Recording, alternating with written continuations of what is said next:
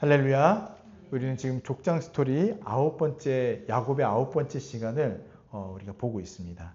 오늘 내용은 계속 뭔가 낳고가 계속 이어지고, 또 한 가지는 뭐가 있냐면 이 두 자매 간의 이 싸움, 질투, 또 이 억울함, 분노, 이런 것들이 잔뜩 들어있는 본문이에요. 그러면서 야곱의 모습은 또 어떤가요? 영적인 가장, 이 집의 실질적인 가장인 야곱의 모습은 좀 어때 보이죠? 이 두 부인의 싸움 사이에서 굉장히 고통받고 있는 모습이 느껴지죠. 그래서 2절에 보면 야곱이 어떡합니까? 썽을 내요. 지금까지 야곱이 썽을 냈다는 장면이 한 번도 없는데 야곱이 썽을 내요. 이렇게 30장에 나와 있어요. 30장 2절에. 그러니까 야곱도 굉장히 괴로웠던 것 같아요. 라헬의 마음은 어땠을까요? 또 레아의 마음은 어땠을까요? 레아는 첫째예요. 그래서 라반의 속임수에 의해서 야곱과 첫 번째로 결혼했죠. 야곱은 누굴 사랑했습니까? 라헬을 사랑해서 7년이 하루처럼, 며칠처럼 이렇게 금방 지나가도록 사랑하면서 지냈던 라헬이었어요. 그런데 하나님은 누구에게 은혜를 주십니까, 지금? 레아에게 은혜를 주세요. 근데 레아는 레아대로 고통이 있어요. 남편에게 사랑을 받지 못하고. 라헬은 또 어떤 고통이 있습니까? 남편에게는 사랑받는데 자식이 없는 거예요. 둘 중에 선택하라면 여러분 어떤 걸 선택하겠습니까? 남편에게 사랑받는 것, 아니면 자식이 있는 것. 지금 시대로 생각하면 안 되고 이 시대로 생각을 해야 돼요. 이 시대는요, 어떤 게 있냐면 그 불임 모티브 기억나시죠? 그러니까 여성이 결혼했는데 아이를 낳지 못하면 어떤 상태로 봐요? 쓸모없는 존재, 그러니까 죽은 존재로 보는 거예요. 그러니까 라헬이 야곱에게 사랑받지만 야곱에게 이 가정을 이뤘을 때 자기 자식이 없는 것은 이건 또 다른 큰 문제인 거예요. 영적으로도. 이 언약의 계보, 약속의 계보를 이어가지 못하는 거니까 이 여성으로서는 굉장히 큰 어려움에 닥친 거고, 레아는 어떻습니까? 자식은 낳는데 자식을 낳으면 뭐예요? 사랑을 지금 못 받는데. 그러니까 단순히 사랑을 못 받았다가 아니라 버림받은 상태라는 거예요. 그래서 육체적으로 보면 레아는 남편에게 버림을 받은 것 같고, 라헬은 하나님에게 버림을 받은 것 같은, 둘 다 아주 인생이 버림받은 것 같은 반쪽짜리의 인생을 살고 있는 겁니다. 그러니까 둘이 딱 합쳐놓으면 어떨까요? 얼마나 멋져요. 남편에게도 사랑받고 하나님에게도 사랑받고 대를 이어갈 수 있는. 그런데 하나님께서 이 둘을 나눠 놓으셨어요. 그리고 고통의 삶을 한평생 지게 하신 거예요. 이게 뭘 보여주냐면 죄성으로 오염된 이 인간의 투기의 마음, 정욕의 마음을 그대로 보여줍니다. 그러니까 둘 다 하나님에게서 만족을 찾지 못하고 있는 거예요. 그러니까 여러분, 우리도 그런 얘기 하잖아요. 뭐 어려움 있고, 이거 꼭 있었으면 좋겠어, 이거 나한테 꼭 필요해 얘기하지만, 그럴 때 이제 저같이 이제 목사님에게 얘기하거나 이 신앙 좋으신 분에게 얘기하면 뭐라고 말씀하세요? 주님만 바라봐, 주님이 계시잖아, 이렇게 얘기하는데 위로가 되나요? 위로가 됩니까? 잘 안 되는 거예요. 저도 그런 경험이 있죠. 지금은 너무 이게 필요한 거예요. 너무 필요하기 때문에 간구하는데, 하나님이 계시잖아. 그래요. 하나님이 계신 거 아는데 그래도 이게 필요해요. 이거 없으면 너무 속상하고 낙심이 되고 막 그러는 거예요. 그게 물건일 수도 있고, 어떤 자리일 수도 있고, 어떤 심리적인 것들도 있을 수 있어요. 뭐 페이스북이라던가 뭐 이런 걸 보면서 이 허전하고 빈 마음들, 그런 거가 있을 수 있다는 거겠죠. 그러니까 이런 걸 보면은 하나님으로 만족하지 못하는 인생, 또 이런 삶 가운데 어떻게 하냐면 남편의 사랑을 독점하려고 하는 정욕, 또 상대방을 시기하고 질투하는 이 마음, 이런 것들이 우리에게 아주 깊이 깔려져 있는 죄악된 인간의 본성을 오늘 29장과 30장에서 잘 보여주고 있다는 겁니다. 그런데 보세요. 어디를 보시냐면은 31절, 여호와께서 레아가 사랑받지 못함을 보시고 그의 태를 여셨다, 이렇게 나와 있죠. 그리고 또 보세요. 어디냐면 22절 한번 같이 읽어볼까요? 30장 22절입니다. 시작. 하나님이 라헬을 생각하신지라 하나님이 그의 소원을 들으시고 그의 태를 여셨으므로. 지금 둘 다 삶의 한쪽 부분들이 텅 비어가지고 하나님 난리 났습니다. 어떡합니까? 막 울부짖고 있는 이런 인생들인데 누가 기억하시고 누가 이 문제를 해결해 주세요? 하나님께서. 여호와께서 그들을 생각하셔서 이렇게 문제를 해결하고 계시는 거예요. 그래서 사랑받지 못한 자들의 고통도 나오지만 하나님께서 주권적으로 간섭하시고 개입하셔서 이 문제를 이끌어 가시면서 결국엔 나중에 어떻게 되냐면요. 이들이 성숙해져 가요. 이거를 성화라고 합니다. 이걸 성화라고 하는 거예요. 그래서 세 가지 중요한 포인트 말씀드렸습니다. 죄성, 또 사랑받지 못한 자의 이 고통. 그러니까 우리는 사랑을 받아야 돼요. 인간의 모든 심리적인 그 고통의 제일 끝에 뭐가 있는지 아세요? 사랑이에요. 사랑. 근데 이 사랑에 이 더 깊이 들어가서 제일 끝에 있는 게 뭐냐면 하나님으로부터 우리가 버림받았기 때문에, 즉 사랑받지 못했다는 그것 때문에 우리가 늘 이 사랑에 목말라 있고 매달려 있는 거예요. 그걸 누구를 통해서 받게 하시는 거예요? 하나님께서는 가족, 뭐 이렇게 관계를 통해서 받는데 인간이 서로 못돼가지고 죄를 졌기 때문에 이 죄성이 있기 때문에 줄랑말랑 하다가 줬다가 또 안 주기도 하고 줬다가 안 주기도 하고 이런 난리 부르스의 삶을 살아가고 있는 겁니다. 예. 그래도 가장 하나님의 사랑을 잘 보여주고 구현해주는 관계가 어떤 관계죠?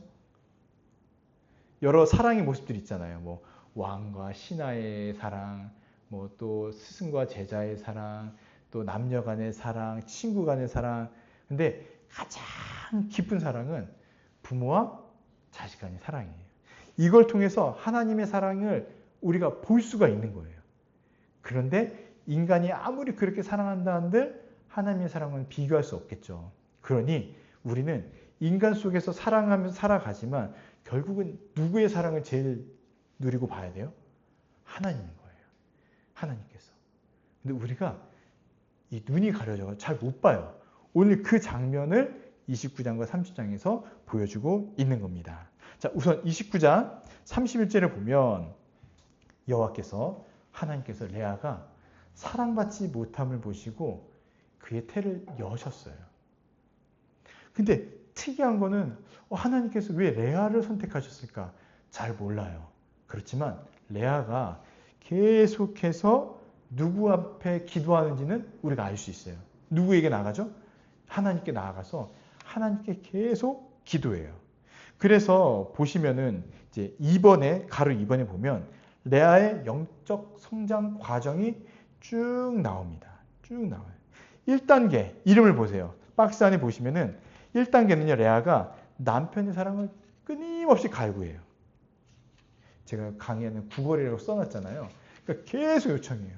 근데 남편은 줄 마음이 있나요? 아니, 없어요. 왜요? 왜 그랬을까요? 속았잖아요. 속은 상태로 지금 아내를 받았잖아요.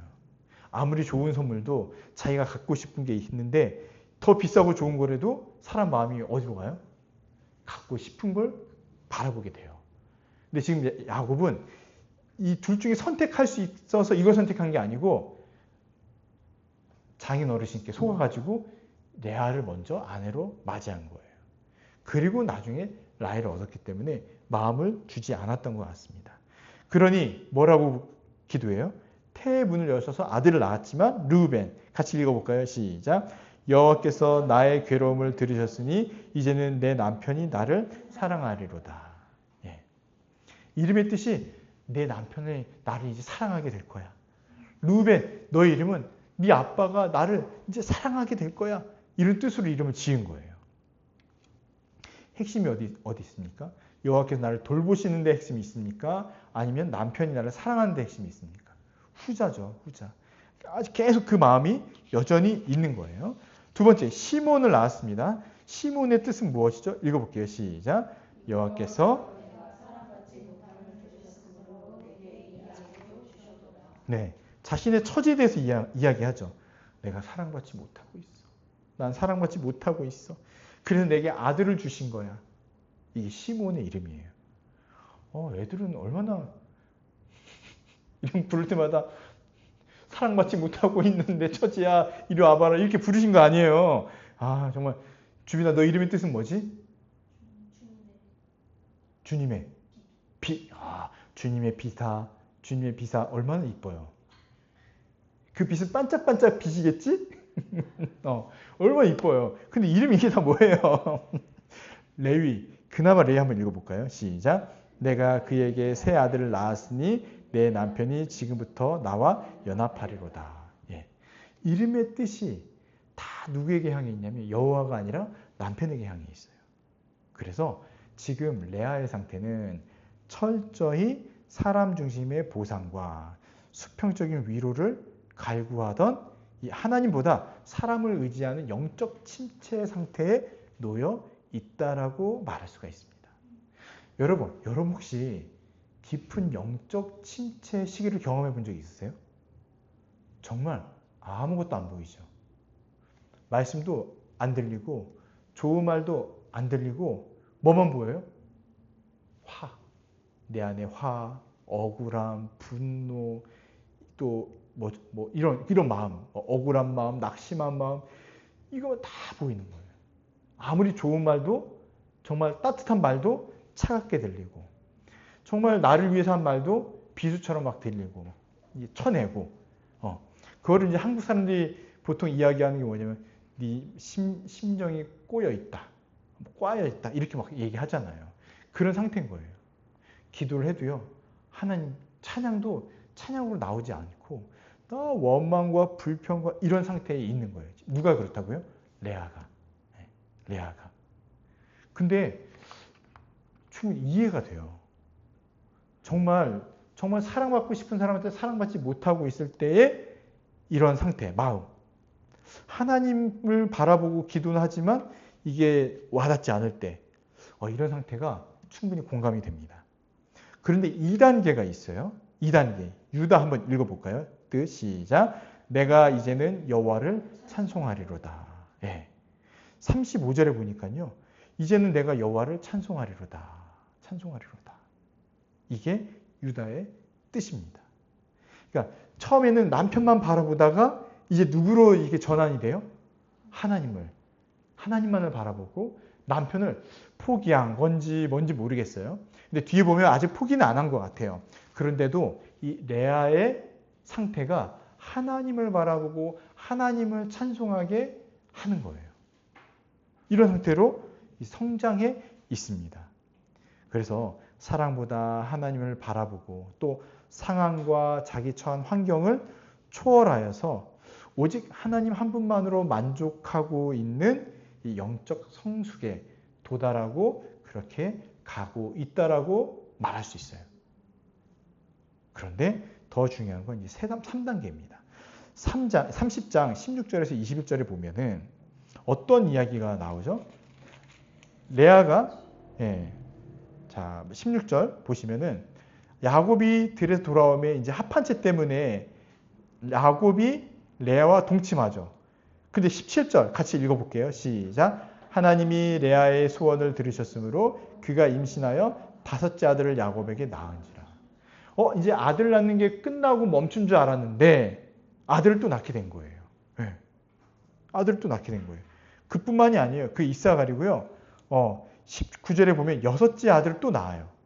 그래서 20절에 이렇게 고백합니다. 하나님이 내게 후한 선물을 주셨습니다. 내가 남편에게 6째 아들을 낳았으니 이제 그가 나와 함께 살리라. 그러면서 이름을 스불론이라고 짓습니다. 그뿐만이 아니에요. 딸도 또 낳아요. 디나를 낳게 됩니다. 지금 이 레아가 몇 명을 낳았죠? 총 7명을 낳아요. 앞에 4명, 뒤에 2명, 또 딸까지 7명. 그러면 횟수를 몇 년일까요? 그냥 바로바로 낳았다 치더라도 7년이에요. 7년. 7년이면 누가 고생한 횟수예요? 야곱이. 라헬을 얻고자 속아가지고 고생한 그 7년의 14년의 반입니다. 굉장히 긴 시간 동안 이 레아의 마음이 진짜 찢어지듯이 있었다가 점점 하나님께서 그를 기억하시고 생각하시고 돌봐주심으로써 결국은 어디까지 가요? 하나님만을 찬양하고 하나님만을 바라보고 하는 데까지 나아가게 되는 거예요. 이제는 더 이상 남편의 그것에 대해서 흔들리지 않고 뭐만 바라봐요? 하나님께서 자기를 통해서 언약의 이 문을 활짝 여셨다는 그것을 바라보고 살아가는 레아의 모습이 잘 나타나 있습니다. 또 다른 특징이 있어요. 보세요. 하나님께서는 나중에는 레아가 라헬에게 둘 다 아들들을 주세요. 근데 언약의 계보는 누구로 흘러가죠? 누구의 자식들로? 레아의 자식들로 흘러가요. 누굽니까? 그게 유다. 유다의 뜻이 뭐였죠? 하나님을 여호와를 찬송하리로다. 여호와를 찬송하리로다. 또 한 사람이 있어요. 언약의 계보라기보다도 이 사람은 이제 하나님의 성전을 맡아서 책임져서 관리하는 제사장의 이 후손, 이 계보를 이어가는 족속, 레위. 둘 다 레아를 통해서 나타나요. 이상하지 않아요? 신기하지 않으세요? 여호와만을 부르짖었던 그 여인의 태를 통해서, 자식들을 통해서 언약의 계보가 흘러가고 나중에는 누가 나옵니까? 예수님께서 그 유다 자손으로 나오시고, 또 하나님의 임재의 상징인 이 성막과 성전을 지키고 관리하고 이끌어가도록 하신 이 약속의 또 계보를 주신 레위 족속이 둘 다 레아의 자손들을 통해서 나타난 거예요. 이건 너무나 은혜롭고 감사하다라는 생각이 들었습니다. 그러니까 그런 것 같아요. 레아가 하나님을 왜 의지하고 왜 바라봤을까요? 레아의 인생의 입장에서 본다면 내가 하나님 앞에 더 거룩해지고 더 성장해야지 라고 하나님께 기도했을까요? 아니에요. 그냥 자기에게 처해져 있는 삶의 문제를 붙들면서 씨름하면서 라헬과의 차이점은 뭐였어요? 그 문제 속에서 하나님께 나아가고 기도하고 부르짖었던 것밖에 없어요. 그런데 하나님께서는 레아를 기억하시고 생각하시고 그 태를 열어주시고 복을 주시고 6명의 아들을 주시고 또 약속의 언약의 계보를 이어가시고 이 약속의 자녀에서 다윗 왕이 나오고 예수님까지 나오는 이것을 이어가신 거예요. 레아가 잘해서요? 아니요. 하나님께서 그 레아를 통해서 일하신 거고, 레아에게 잘한 거라면 하나님께 부르짖고 하나님을 바라보고 어떻게든지 지지고 볶고 하는데 거기가 어디냐면 하나님 앞에서였던 거예요. 그러니까 우리에게 적용을 한다면 하나님께서 우리를 통해서 큰 일을 이루시기를 바랍니다. 하나님 구속의 역사를 펼쳐가시면 좋겠습니다. 기도할 수 있어요. 근데 안 하실 수도 있어요. 이건 하나님께서 주권적인 역사, 선택의 문제거든요. 주권의 문제인 거예요. 그런데 우리가 할 수 있는 건 뭐냐면, 적용할 수 있는 건 뭐냐면 어떤 상황과 환경과 어려움과 낙심하고 심지어는 너무 힘들어서 죽을 것 같은 때라도 어디에 있어야 하냐는 거예요.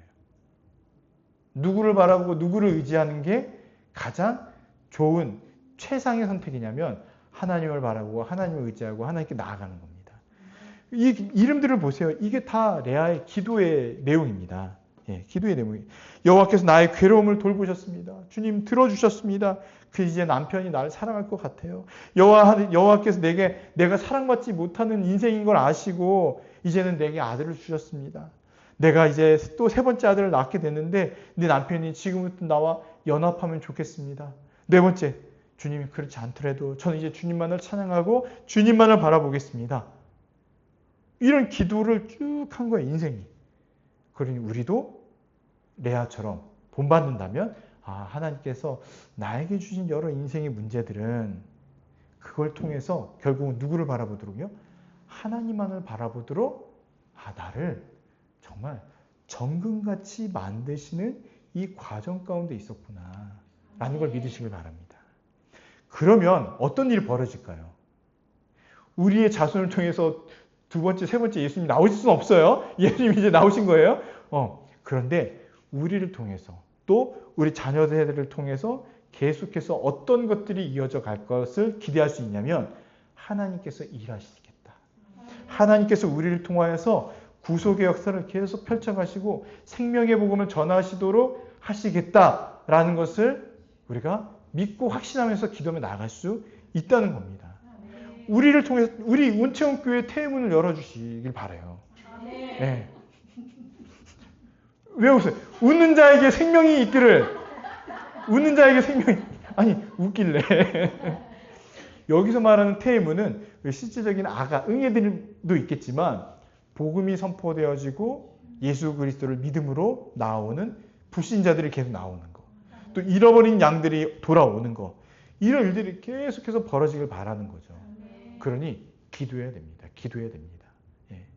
레아가 처음에 남편에게만 집중했지만 그 시선을 거두어서 여호와께 향했던 것처럼 우리도 우리의 삶에 있는 여러 문제들 막 복잡하잖아요. 하나하나 다 이해하기도 어렵고 해결할 수도 없고 그렇지만 어떻게 살아요? 이제 인생의 노하우가 있으신 분들은 어떻습니까? 그냥 사는 거죠. 그냥 살다 보면 사라지고 그러다 보면 잊혀지고 또 해결되어지고 그냥 그렇게 사는 거잖아요.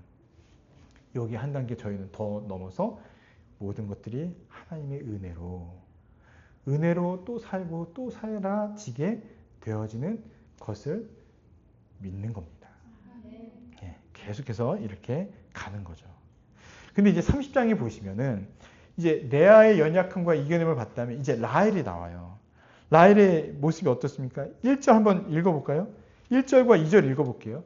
오늘 본문에서 가장 긴장되는 장면 중에 한 가지입니다. 시작. 라헬이 자기가 야곱에게서 아들을 낳지 못함을 보고 그 여인들을 지휘하여 야곱에게 이르되 내게 자식을 낳게 하라. 그렇지 아니하면 내가 죽겠노라.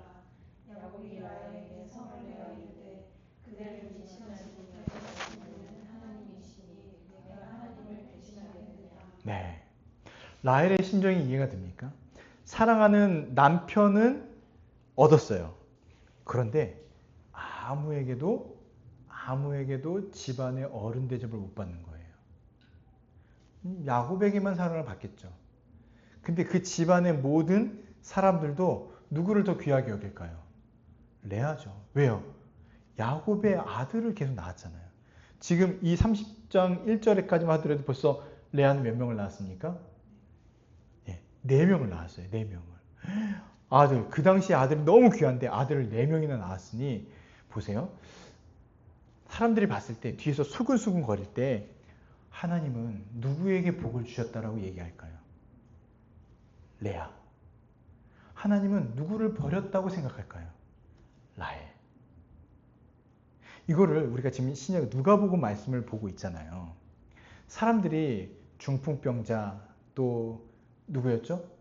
나병 환자, 못 걷는 자 이런 사람들을 어떻게 바라봤나요?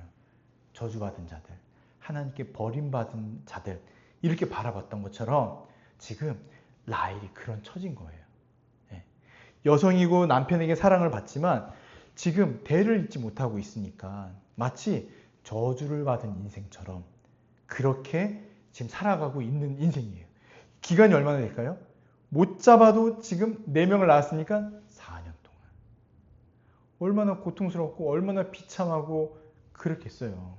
그러니 그가 이 언니 레아를 볼 때마다 어떻겠습니까? 시기와 질투가 막 올라오죠. 예. 얼굴은 이뻐요. 야곱이 이쁘다고 했으니까. 얼굴은 이쁜데 성격은 어때요? 아주 날카로웠을 거예요. 레아는요. 레아는 보면은 성깔이 그렇게 날카롭지는 않은 것 같은데 좀 둥글둥글한데 약간 좀 어때 보여요? 우울해 보이고. 둘이 완전 다른 거예요. 그러니 막 싸우고 그랬겠죠. 근데 그 화살이 지금 누구에게 돌아갔습니까? 야곱에게 돌아간 거예요. 내게 자식을 낳게 하라. 성경은 이렇게 짧게 기록되어 있겠지만 여러분 지금 남성이 저밖에 없어가지고 남성 동지가 있었으면 생각을 할 텐데 여러분 어떻게 화를 내시겠어요? 이 4년 묵은 이 아주 깊은 그 화를 쫙 발설하는데 어떻게 화를 내시겠습니까? 아주 야곱이 미쳐 돌아버렸을 것 같아요. 그러니까 2절 보세요. 어떻게 해요? 야곱이 라헬에게 썽을 내요. 이렇게 나와 있어요. 성경에 썽을 냈다 이 표현이 어디 있어요? 지금까지 보신 적 있으세요? 아브라함도 썽을 낸 적이 없어요. 예? 조카 롯이랑 막 다툴 때도 썽을 낸 적이 없고 성을 낸 적이 없어요. 근데 야곱이 사랑하는 그 라헬에게 성을 냈어요. 그래서 뭐라고 얘기해요? 아니, 왜 나에게 성을 내냐? 그대를 임신하지 못하게 하시는 것은 누구라고요? 하나님이신데 왜 나에게 그런 말을 하냐? 야곱도 미쳐버리겠죠. 미쳐버리겠죠. 아주 그냥 서로 부부싸움. 난리 난 거예요. 난리 난 거. 예. 근데 라헬은요. 내가 지금 죽겠다 이야기하는 거예요. 죽겠다. 죽겠다. 그러니까 라헬이 뭐라고 얘기합니까? 한 가지 술수를 쓴 인간적인 방법이 뭐예요? 내 시녀를 아내로 줄 테니까 그 시녀를 통해서 아들을 낳아라. 자기가 낳은 걸까요? 아니에요. 근데 그런데도 지금 라헬이 마음이 어떤 거예요? 너무 급하고 길이 없다라고 생각한 거예요. 이런 장면 어디서 많이 보셨죠? 아브라함이 죽을까 싶어 아내를 속였던 장면. 인간적인 방면. 이제 끝이다. 어쩔 수 없다 하면서 속였던 장면. 이삭도 마찬가지였고.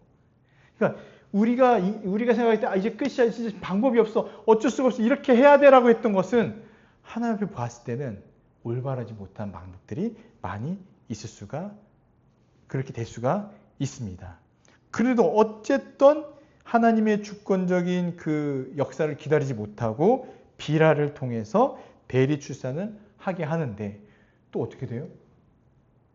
아들을 낳게 돼요. 그게 단과 납달리입니다. 근데 그 이름들을 보세요. 6절에 보면 30장 6절 하나님이 내 억울함을 푸시려고 내 호소를 들으사. 이제서야 라헬의 입에서 하나님 여호와가 나와요. 네, 여호와가 이제서야 나와요. 레아에 비하면 어마어마한 차이죠. 레아는 진작부터 하나님께 기도했는데 라헬은 이제서야 하나님을 찾습니다. 납달리는 뭐예요? 이름이 뜻이 내가 언니와 크게 경쟁하여 이겼다. 내가 언니와 경쟁해서 이겼대요. 그러니까 언니에 대한 이 마음이 시기와 질투의 마음이 극에 달아있는 거예요. 어떻게 우리 언니에 대한 마음이 샀구나. 뭘 주고 샀어? 팥죽은 요즘 없으니까. 주던데요? 그래. 예. 이 이름의 뜻에서 보면은 지금 라헬은 어떤 상태예요? 약간 영적으로 보면 영적 1단계, 영적 침체와 미성숙함에 있는 단계라고 볼 수가 있습니다. 그러니 라헬이 이렇게 이름을 진 이 해석을 자기의 인생에서 풀어지는 이 해석을 올바른가 볼 때는 그렇지 않아 보여요. 철저하게요. 자기 중심적인 기만이자 영적 미성숙함을 보여주고 있고 하나님의 이름을 빙자해서 자기를 합리화하고 있는 것입니다. 그리고 신앙을 통해서 뭘 하고 있어요? 경쟁과 승패의 도구화를 시켜버렸어요. 그러니까 언니를 이겨먹는 도구. 하나님께 드디어 내게 아들을 주셔서 내가 언니와 경쟁해서 이겼다. 아마 자기를 위로하고 있는 해석이지 않을까 싶어요. 언니는 직접 그 배에서 아이를 낳은 거잖아요. 근데 자기는 어때요? 시녀를 통해서 낳았는데도 지금 이렇게 정신 승리를 하고 있다는 걸 보면 지금 라헬이 제정신이 아니구나. 정말 이기고 싶었구나. 정말 그 마음이 죽을 것 같았기 때문에 이렇게 대리 출산을 통해서 낳은 아들이라도 내 아이로 받아들이고 하고 싶은 이 정말 아주 극에 다른 마음이었겠구나 라고 볼 수가 있습니다. 그리고 이제 뒤에 나오는 이 합한채 소동과 이 대리 출산을 같이 보면 이런 난리를 피우는 동안 오히려 하나님은 어떠셨습니까? 소외된 레아의 태를 지키시며 왕의 계보인 유다와 레이를 낳게 하셨던 걸 보면 지금 라헬이 스스로의 인생을 해석하는 것이 옳을까요? 아닐까요? 옳지 않다는 것을 볼 수가 있어요. 맞았던 건 뭐냐면 하나님께서 이것을 모든 일들을 이루고 가십니다 라고 고백했으면 오케이. 그런데 언니와 경쟁해서 이기게 하셨습니다. 드디어 나에게 승리를 주셨습니다. 드디어 언니를 이겼습니다. 이런 거 아니라는 거예요. 이런 거 아니라는 겁니다. 오히려 나중에 보시면 이제 이름들 중에서 연합하게 하고 하나 되게 하고 결국은 다 누구 자식이 돼요? 야곱의 자식으로서 언약의 계보를 이어가잖아요. 약속의 계보를 다 이어가고 이스라엘 민족이 형성되고, 그러니까 이렇게 크게 봤으면은 다 하나님께서 이루시는 일들이구나라고 봤을 텐데, 인간적인 마음과 그 생각과 거기에 매여 있다 보니까 하나님께서 하신 일들도 이렇게 보고 있는 모습입니다. 그러니까 라헬이 아주 연약한 존재이고 상태라는 거예요. 그런데 30장 이제 9절부터 보시면 어떤 얘기가 나오면 합한채가 나옵니다. 합한채는요, 어떤 거냐면요, 14절에 보면 이제 합한채를 구하잖아요. 이게 그 당시에는 정력자로 쓰였대요. 그리고 이 무속적인 민간요법, 이게 있으면 아들을 낳을 수 있다. 약간 뭐 그런 것 같아요. 그런 걸로 쓰였다는 거예요. 근데 이 앞에 보면 이제 그 레아도 시녀를 줘서 아들을 낳잖아요. 아들을 낳고 14절부터 이제 합한채 소동이 있었는데, 라헬이 뭐라고 그래요? 합한채를 구했다는 소식을 듣자마자 달려가서 언니, 그거 나 줘. 왜? 그랬더니 아니, 언니는 아들도 낳고 다 했잖아. 나 좀 줘. 그랬더니 이제 레아가 뭐라고 합니까? 15절 같이 한번 읽어볼까요? 시작. 레아가 그에게 이르되 내가 내 남편을 빼앗은 것이 작은 일이냐? 그런데 내가 내 아들의 합한채도 빼앗고자 하느냐? 이렇게 얘기해요. 예. 아니, 너는 남편까지 빼앗고 이 합한채마저도 가져가려고? 이 못된 년. 너무 이제 이 개입을 이 못된 년 이렇게 한 거예요. 그러니까 레아도 아직 마음이 어때요? 레아도 마음이 힘든 거고, 라헬도 마음이 어때요? 힘든 거예요. 예. 라헬은 합한채가 필요해요. 왜요? 아직 자기를 통해서 아들을 못 낳았잖아요. 그러니까 어느 정도 해소가 됐어요. 시녀를 통해서 아들을 낳았으니까 이제 좀 어느 정도 해소가 됐지만 아직은 자기를 통해서 낳고 싶은 마음이 있는 거예요. 그래 이렇게 얘기를 했는데 레아도 마음이 쉽지는 않았습니다. 근데 그 다음 이루어지는 일들을 보면 이제 레아가 합한채를 양보하죠. 그러면서 라헬에게 받은 대가가 뭐예요? 남편이 오늘 너랑 동침해라. 순서를 바꿔준 거예요. 기회를 한 번 더 준 거예요. 그리고 나는 합한채를 가져가겠다 한 거예요. 근데 보세요. 하나님께서는 정작 또 누구의 태를 여셨습니까? 레아. 앞에서는 이제 아이 넷 낳고 나 이제 막혔다, 끝났다 이렇게 생각했는데 정작 레아의 태를 여셔서 또 아들을 낳게 하시는 겁니다. 이사갈, 스불론, 디나 3명을 더 낳게 하신 거예요. 합한채를 가진 라헬은 어때요? 여전히 불임 상태이고. 이것에서 보면 이 생명은 전적으로 누구에게 달려 있습니까? 하나님에게 달려 있다. 하나님에게 달려 있다. 인간적인 수단, 방식, 미신, 육체적인 이 노력에 있지 않다라는 것을 보여주고 있는 거예요. 우리도 깨달아야 됩니다. 우리의 인생에 어떤 마음의 소원, 또 기대 이런 것들이 있을지라도 이런 것들은 다 누구를 통해서 얻어지는 거냐? 하나님으로부터 나온다는 것을 믿으셔야 돼요.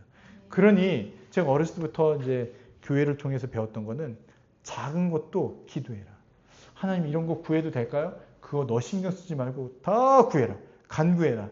네가 성숙해지면 이제 이상한 거 안 구하게 될 거고, 넌 어리니까 지금은 무조건 다 구해라. 다 구해라. 다 구해라. 정말로요? 하나님 버스 놓쳤는데 버스 한 대 빨리 오면 좋겠는데요? 버스가 와요, 진짜. 그러면 제가 뭐라고 하냐면 하나님 감사합니다. 학교를 지각 안 하는 거예요. 근데 만약에 기도를 안 하고 있다면요. 재수없어. 오늘 버스한테 놓쳤네. 근데 버스가 또 와요. 금방 와요. 아싸. 오늘 운빨 짱 좋은 날. 뭐 그렇게 고백하겠죠. 그렇게 얘기하겠죠. 야르. 야르. 오늘 버스 아싸 연속으로 온다. 아니 이런 인생에서 하나님이 어디 계시냐는 거예요. 그런데 이것저것 뭐 작은 것도 다 기도하고 간구할 때 뭔가 이루어지거나 뭔가 이루어지지 않더라도 하나님의 이름을 고백하죠. 또 응답이 되어지면 하나님께 감사하고 하나님을 찾을 수 있게 되는 거예요. 작은 것도 그런데 인생에 있어서 큰 문제라면 더 어떻게 될까요? 인간적인 노력과 수고를 해야 될 수도 있습니다. 마땅히 해야 될 필요가 있어요.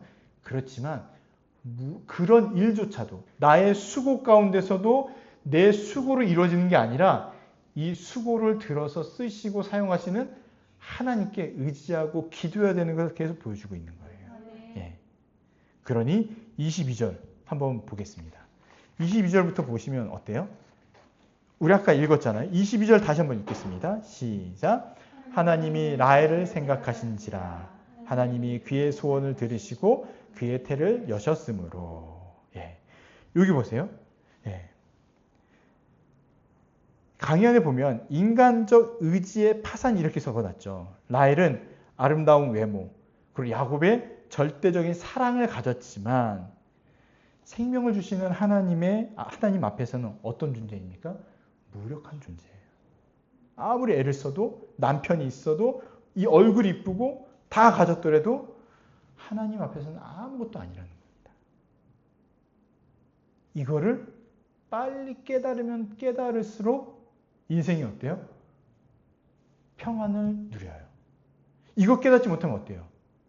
가져도 부족하고 평안을 누려도 평안하지가 않게 되고 더 강렬한 인생의 자극을 찾아서 다니게 되는 거죠. 그러니까 인생이 갈피를 못 잡는 그런 아주 어지러운 인생이 되는 겁니다. 근데 라헬을 보세요. 그렇게 원망하고 불평하면서 난리쳤던 라헬이 점점 하나님의 이름을 부르고 하나님을 찾아가는 모습들이 나와요. 근데도 여전히 어때요? 합한 채 의지하죠. 누구의 인생 같습니까? 우리 똑같잖아요. 하나님께 나아가지만 또 돌아서면 인간적인 방편으로 걱정하고 염려하고 어떻게 할까 고민하고 해보고 또 안 되면 또 어떻게 해요? 하나님께 또 나와서 하나님 도와주세요.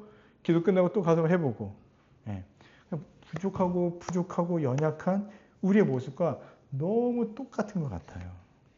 그런데 하나님께서 이런 라헬을 어떻게 하셨다고요? 잊지 않으셨다라는 겁니다. 이 22절에 나와 있는 하나님이 라헬을 생각하신지라, 여기서 이 생각하신지라가 뭐냐면요. 자카르라는 말이에요. 자카르. 이거는 깜빡했다가 아차 해서 기억나시는 게 아니고 처음부터 끝까지 지켜보시고 돌보시고 내가 너를 놓지 않았다. 내가 너를 잊지 않았다. 네가 헛짓거리 하더라도 내가 너를 붙들고 있고 내가 너를 보고 있다라고 하는 표현인 거예요. 그래서 약속을 성취하시기 위해 하나님께서 주권적으로 행동하신 것. 예. 이런 의미인데 이 생각하신데 이 자카르라는 표현이 어디 나오냐면 아브라함이 이제 그 소돔이 멸망할 때 아브라함을 생각하셔서 누굴 구해요? 롯을 구하잖아요. 예. 그것처럼 아브라함을 생각하사에 쓰였던 그 단어와 똑같은 단어입니다. 우리 여기 통해서 어떤 것을 좀 볼 수 있냐면은 진짜 여러분 보세요. 레아의 인생이 있고 라헬의 인생이 있어요. 우리가 지금까지 봤을 땐 레아는 더 하나님을 의지하고 하나님을 바라보는 굉장히 그래도 좀 선하고 멋진 모습 같아 보여요. 이와 대조적으로 라헬은 어떻습니까?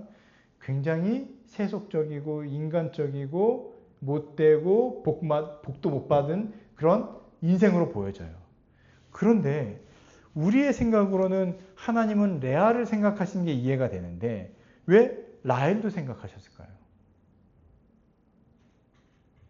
우리로서는 이해가 안 되는 거예요. 그런데 하나님은 처음부터 누구를 생각하고 계셨어요? 레아와 라헬 둘 다 생각하고 둘 다 보시고 둘 다 지켜보시고 둘 다 보호하시고 둘 다 감싸고 이렇게 있었다는 거예요. 예. 이거를 믿으셔야 돼요. 여호와께서 생각하신지라 기억하고 계시다. 이걸 기억해야 됩니다. 우리도 마찬가지예요. 우리도 하나님께서 나의 인생을 나를 생각하시고 기억하고 계시다. 언제부터요? 태초부터. 우리가 엄마의 뱃속에 있기 전부터 엄마의 뱃속에 있을 때부터 엄마의 뱃속에서도 또 자라면서도 인생의 수많은 그 정말 굴곡을 넘고 내가 봤을 때는 하나님 내 인생이 어디 계십니까? 라고 고백했던 그때조차도 하나님께서 우리를 어떻게 하신다고요? 생각하시고 기억하시고 돌보고 계셨다라는 거예요. 그런데 그럼 진작 좀 어떻게 해주시지 왜 안 그러셨습니까? 왜 그러셨을까요? 우리의 신앙의 성숙과 성화를 위해서 기다려 주신 거예요. 예. 결국은 어떻게 하시죠? 이 라헬의 소원을 들어주셔서 아들을 낳게 해주세요. 거기서 끝나나요? 아니요. 또 낳게 해주세요. 예. 또 낳게 해주세요. 그래서 라헬을 통해서는 두 아들이 나오게 됩니다. 그런데 보세요. 그 이름 뜻이 뭐였어요? 23절에 보시면 아들을 낳았는데 하나님이 내 부끄러움을 씻으셨다 하고 이렇게 얘기해요. 그런데 여러분 요셉의 인생 아시죠? 요셉의 인생을 보시면은 이 요셉을 뺀 나머지 형제들의 모습이 어때요? 정말 인간 같지도 않은 사람들이에요. 동생을 팔아버렸으니까 죽이려고 하고. 그런데 이 요셉을 통해서 어떻게 하십니까? 그 가문을 구원하시죠. 네, 구원하시는 거예요. 그러니까 라헬이 이렇게 고백하잖아요. 하나님이 내 부끄러움을 씻으셨습니다. 이 고백처럼 하나님께서는 요셉을 들어서 정말 이 라헬의 인생이 부끄럽지만 그 인생에 기쁨을 주신 것처럼 이 모든 부끄러움을 다 떨쳐내시고 기쁨과 평안과 샬롬을 주시는 인생으로 그 아들을 주신 거예요. 그래서 요셉은 누구를 상징하냐면요. 예수님을 상징해요. 예수님을 상징해요. 그 못나고 지랄 맞은 그 인생들을 사는 그 형제들을, 그 가문을 구원하는 존재는 누구냐면 바로 요셉인 겁니다. 예. 그래서 이 요셉은요. 합한체를 통해 인간의 노력에 의해서 태어난 것도 아니고 또 경쟁을 통해서 이겨서 태어난 존재도 아니에요. 누구예요? 다 포기하고 정말 저는 아무것도 아닙니다라고 한 그때에 하나님께서 주신 약속, 그 언약을 이어가시는 그 상징적인 존재로 주셨다는 겁니다. 우리가 이걸 기억해야 돼요. 그래서 이 구속사 및 기독론 쪽으로 이 말씀을 다시 한번 보면은 간단하게 말씀드리면 메시아의 계보는요 전적으로 하나님의 은혜다. 하나님의 은혜로밖에 설명할 수 없다. 네, 이거예요. 우리는 이제 영적으로 다 약속의 언약의 계보에 들어가 있잖아요. 혈통은 아니지만 완전히 언약의 계보에 속해 있기 때문에 이걸 직접적으로 바로 적용할 수 없지만 지금 우리에게 적용할 수 있는 것은 무엇이냐면 우리가 예수님 안에서 이 언약의 계보에 들어간 것도 다 누구의 은혜요? 하나님의 전적이고 주권적인 은혜의 역사로 말미암은 것이다.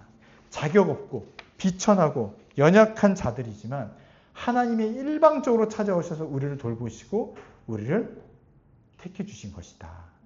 이게 얼마나 큰 감사인지. 두 번째는 방금 말씀드렸다시피 사랑받지 못해 눈물로 가득했던 레아. 또 정말 인생의 그 비참함을 맛보며 살아왔던 라헬. 그런데도 어떻게 합니까? 하나님께서 그들의 태를 문을 여셔서 평안을 주시죠. 이것처럼 예수 그리스도도 마찬가지라는 거예요. 화려한 외형이 아니라 낮아짐과 비참함 속에서 구원을 이루시는 이 예수님의 그 모습과 아주 일맥상통하다. 그래서 예수님의 비하, 자기를 낮춰서 이 땅에 오신 것과 아주 비슷하게 맥이 같다. 그래서 이런 장면들을 보면서 예수님이 이러한 존재로 낮아지신 거구나. 이렇게 연약한 자들의 혈통 가운데 오신 거구나. 이걸 볼 수 있는 거예요. 왜 오셨다고요? 요셉처럼 부끄러움을 없애주기 위해서 이 땅에 오신 거다를 우리가 생각해 볼 수가 있습니다. 그래서 여러분, 우리는 인간적인 이 타락, 우리의 연약함을 봐야 돼요. 우리는 레아도 있고요, 라헬도 있어요. 이 둘 다 우리의 모습이에요. 그런데도 불구하고 어떻게 해야 됩니까? 하나님의 주권적인 이 역사를 신뢰하며 살아가야 된다는 겁니다. 우리 안에 얼마나 이 시기, 질투, 또 이 불안, 염려, 근심, 걱정, 초조 불안, 서스펜스 이런 게 얼마나 많아요. 그런데도 하나님께서 나를 버리지 않으시는 것은 나의 인간됨을 본 게 아니라 누구를 보는 거예요? 예수 그리스도를 보고 예수 그리스도 안에 있는 우리를 귀하게 여기시는 거예요. 네. 더 정확히 얘기하면 그 전에 정말 어둠 가운데 있는 우리도 하나님께서 어떻게 하세요? 지키시고 보호하여 주셔서 예수 그리스도께 인도해 주신 거고, 이걸 거듭남, 중생이라고 하잖아요. 예수 그리스도에게 딱 붙여놓으니까 우리가 예수님을 바라보고 아멘 믿으니까 오케이 이제 넌 내 새끼 딱 받아주신 거예요. 그러니까 우리가 한 게 없어요. 다 하나님께서 하신 것이다. 그래서 레아처럼 영적 도약으로 하는 거예요. 우리가 영적 도약을 이루는 겁니다. 예. 그래서 전에는 내게 남편, 내게 사랑 이런 것만 갈구했다가 지금은 어떻게 바뀌어요? 여호와, 난 이제 여호와 하나님밖에 없습니다. 여호와 하나님밖에 없습니다. 라는 믿음의 고백을 하는 것으로 우리도 이렇게 성숙해지기를 바랍니다. 네, 이걸 믿는 거예요. 그래서 마지막 신실하신 예수 그리스도를 바라보는 거죠. 예수 그리스도를. 하나님은 인간의 철저한 실패와 엉망진창인 환경 속에서도 하나님의 구원 언약을 그리스도 안에서 지금도 신실하게 완성해 가심을 바라보는 겁니다. 여러분, 자 마지막 한번 보세요. 하나님께서 지금 저와 여러분의 인생에 개입하심을 믿습니까? 또 이끌어 가심을 믿습니까? 그러면 근심과 염려하지 마시고요. 그런 마음이 있을지라도 기도하면서 떨쳐내는 거예요. 묻을 수는 있습니다. 근데 이게 우리의 몸에 찰싹 달라붙어서 그냥 내 것처럼 되지 않게 만드셔야 돼요. 그게 기도고 그게 주님을 의지하고 바라보는 겁니다. 그러니까 오늘 이 시간 우리가 이제 기도할 때 주님, 레아처럼 라헬처럼 내 인생에 이런 어려움들이 있지만 주님께 나아가고 주님을 바라보고 주님만 의지하여서 다 떨쳐내게 하여 주시옵소서. 떨쳐내게 하여 주시옵소서.